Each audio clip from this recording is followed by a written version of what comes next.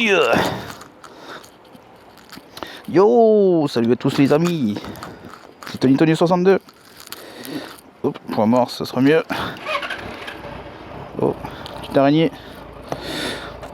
J'espère que vous allez bien. Alors on se retrouve pour une nouvelle vidéo. Alors j'ai envie de parler d'un petit sujet. Allez, c'est parti. Qui fait pas très plaisir. Alors pourquoi ça fait pas très plaisir? Parce que tout simplement, il y a peu de temps, quelques jours à peine, donc on est le 8, 9, on est le 10 mai, on a eu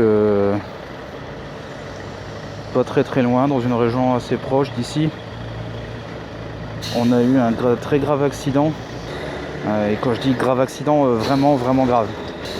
Et quand tu apprends que dans l'accident tu as eu 5 morts dont 2 enfants, bon, ça refroidit énormément. Parce que je me dis voilà, les gamins, alors c'est pas un accident de moto, hein. C'est un accident auto, et en fait il y a un gars qui conduisait à très vive allure sur une route, sur une départementale, et selon un témoin il roulait extrêmement vite. Déjà lui était à 90, il était sûr qu'il était au moins 140, 150 quoi. Et en fait il a voulu doubler la voiture, le témoin. Il a voulu le doubler dans un virage avec ligne continue. Et ce qu'il y a, c'est que en face, il y avait une voiture. Donc la personne qui a doublé en fait a percuté de plein fouet et de face la voiture qui arrivait en face. Et donc collision quoi. Et en fait celui qui venait de se faire doubler, il est venu tamponner, et plus que tamponner même, il est venu percuter la voiture qui l'avait doublé. Et la voiture a fini dans le fossé, retournée, en tonneau et tout.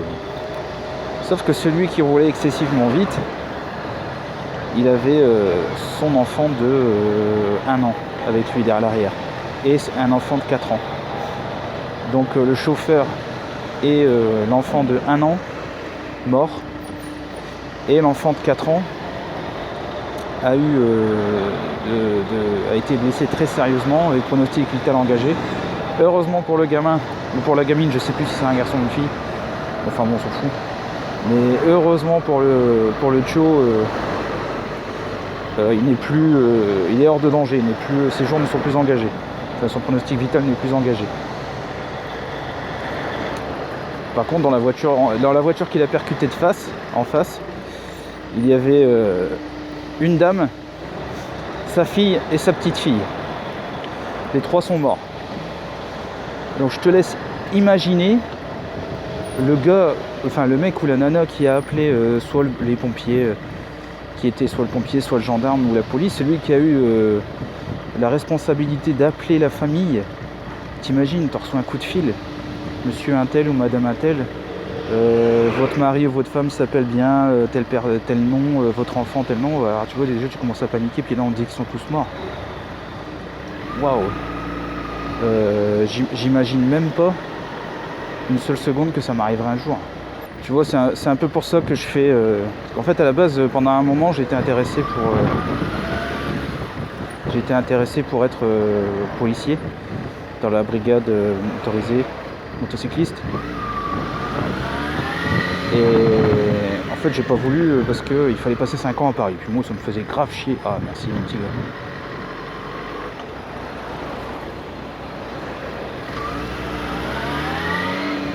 C'était une madame. Regarde lui, il a un camion, il me laisse passer et tout. C'est là en gros.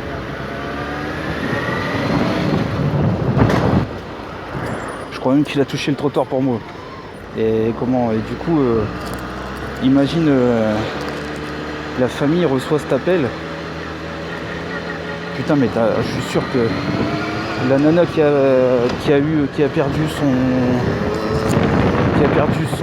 son garçon de 1 an, parce que je sais pas si c'est son mari, s'ils étaient mariés ou quoi, mais t'imagines quand elle a eu le coup de téléphone, madame, votre mari et votre fils de 1 an sont morts, et celui de 4 il est pronostic vital engagé à l'hôpital ou je sais pas où. Putain, mais ça doit être un truc de malade. Et d'ailleurs, je parle de ça, mais j'espère que les familles m'en voudront pas de parler de ça. Et d'ailleurs, mes respects, mes condoléances. Mais c'est un peu pour ça, tu vois, que j'ai fait YouTube. Surtout pour la moto. Moi, j'ai fait un peu de gaming parce que voilà, à la base c'était pour mes passions, pour mes loisirs et mes passions. Mais je me dis, la route c'est pas un terrain de jeu quoi. Si vous voulez, c'est pas l'une j'ai cru que c'était l'une, j'ai cru que je la connaissais même. Si vous voulez, voilà, vous faire plaisir, que ce soit en moto ou en voiture, hein, faites-le intelligemment. Et faites-le quand vous êtes absolument seul. Et seul dans l'auto. Si vous avez un enfant à l'arrière, faites-le pas quoi. Essayez de la remettre. Hop, c'est bon. Donc j'imagine même pas. Pour moi c'est inimaginable que ça m'arrive. Putain, je galère. Hein. C'est chiant. J'ai rien pour l'attacher le micro, alors c'est casse-couille.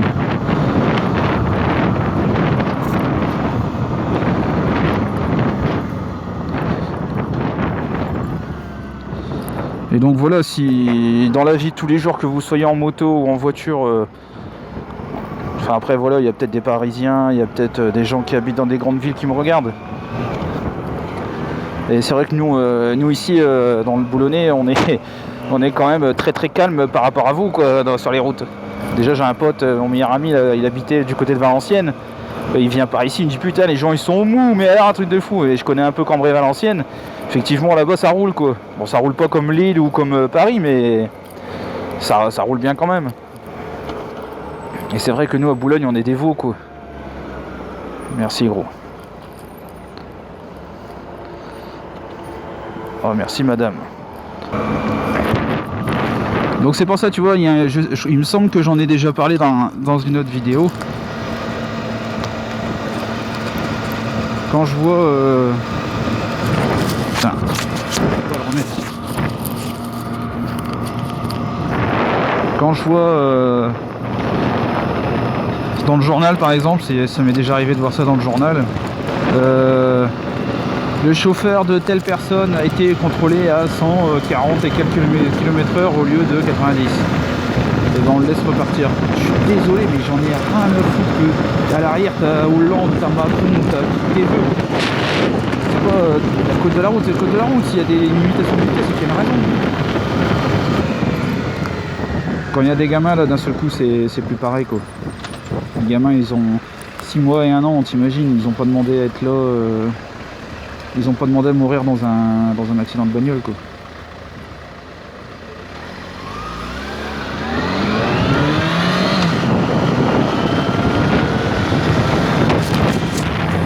Ça me saoule.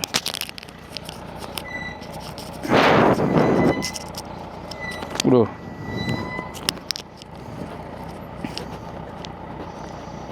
Voilà, ça devrait tenir là. Donc ouais, je disais sur Paris, quand t'es piéton et que t'es sur un feu rouge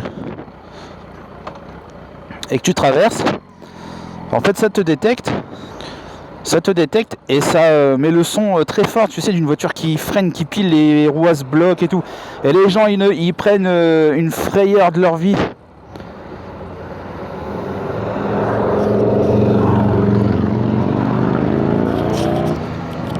Les gens prennent une frayeur de leur vie, et en fait ça les prend en photo. Et un panneau publicitaire un peu plus loin sur un écran, ça met leur photo et avec un message en disant un truc du genre ne risquez pas votre vie pour une erreur bête. Et franchement les gens ils sont là devant le panneau, ils se prennent en photo, même ils prennent le panneau en photo et c'est là qu'ils réalisent que voilà, surtout dans Paris, hein, Paris franchement tu traverses au personnage rouge, t'es suicidaire. Hein. Mais parce que j'ai déjà été plusieurs fois à Paris, laisse tomber. Hein. Je voyais les gens traverser au milieu des rues, sur les personnages rouges là, au bout des passages piétons. Je me disais mais putain, vous êtes complètement fous. Nous déjà ici sur Boulogne, tu vois, au pire t'as 2-3 voies sur certaines rues et t'oses même pas traverser. Mais alors là-bas, il y a un feu vert qui se met en route et c'est une course le bordel. Et donc là, j'ai trouvé ça un investissement super intelligent. Et ce serait bien qu'on mette ça un peu plus souvent. Contrairement à des radars, ou alors mettre un gendarme sur une piste cyclable à Nice, là, sur la balade des Anglais, la promenade des Anglais, pour dire de contrôler la vitesse des vélos. Franchement, vous n'avez pas autre chose à foutre.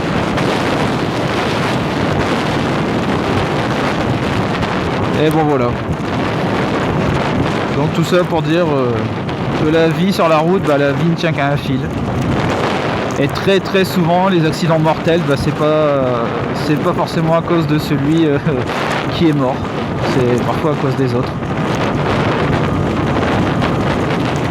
Et par contre beaucoup de soutien à la famille des deux personnes, des deux familles qui sont décédées. Et puis malheureusement c'est des choses irréversibles et t'auras beau faire ce que tu voudras, ça les ramènera pas. Mais pour les autres, tous ceux qui ont le permis, prenez votre temps, arrêtez de prendre des risques. J'en vois tous les jours, c'est pour ça, tu vois, c'est pour ça j'aurais voulu être policier dans la brigade motocycliste sur la sécurité routière. Et bon, j'ai pas voulu parce que voilà, 5 ans à Paris ça me faisait chier. Mais je fais YouTube pour ça en fait, parce que je me dis tous les jours, je vois des gens qui prennent des risques hallucinants pour rien. Bon, lui il me laisse passer, pas passer, il va à gauche, à droite, il sait pas ce qu'il fait. Voilà, il me laisse passer. Faire attention. Téléphone lui, putain. Ouais, au téléphone. Je suis sûr qu'il était au téléphone. Il avait la main droite levée à son oreille, il faisait des droites-gauche. Je suis certain qu'il était au téléphone. Et là, tu vois, j'ai cru qu'il allait me laisser passer. J'ai passé, mais il me semble qu'il est revenu au milieu. Et ben voilà, bim. Tout ça pour un putain de téléphone. Et mais carle dans ton cul, ton putain de téléphone avec ta BM, là, gros connard. J'ai déjà failli me faire tuer plus d'une fois. Tout ça à cause de votre téléphone de merde.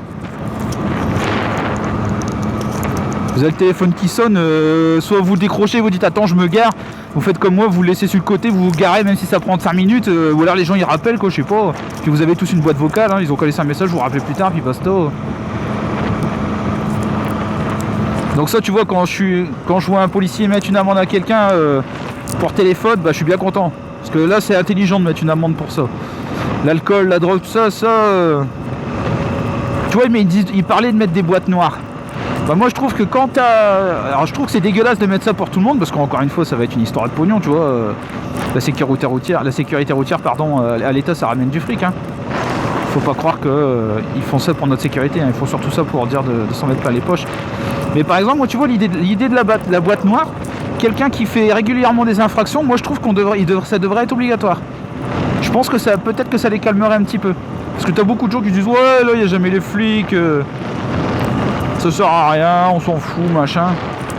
Et en fait, c'est là qu'ils font les cons et qu'ils essayent de faire des courses, qu'ils essayent ou qu'ils sont au téléphone tout simplement. Ou s'ils se rendent compte qu'ils ont bu, plutôt que de demander à quelqu'un d'autre d'aller les reconduire, ou ils prennent des routes où ils pensent qu'il n'y a pas la police ou la gendarmerie. Et puis c'est là qu'ils se plantent.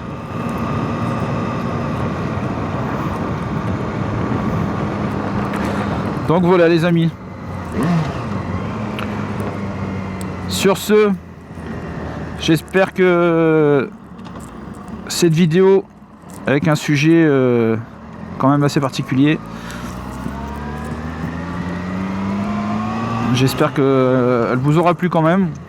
C'est un message de prévention, de soutien aux familles.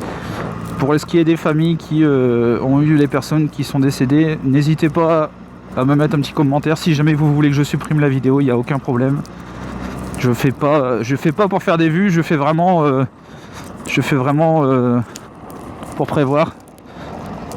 Oh, putain, j'ai horreur de cette route. Je fais vraiment pour tout le monde, pour dire que les gens essayent de prendre conscience des risques, prendre conscience du danger.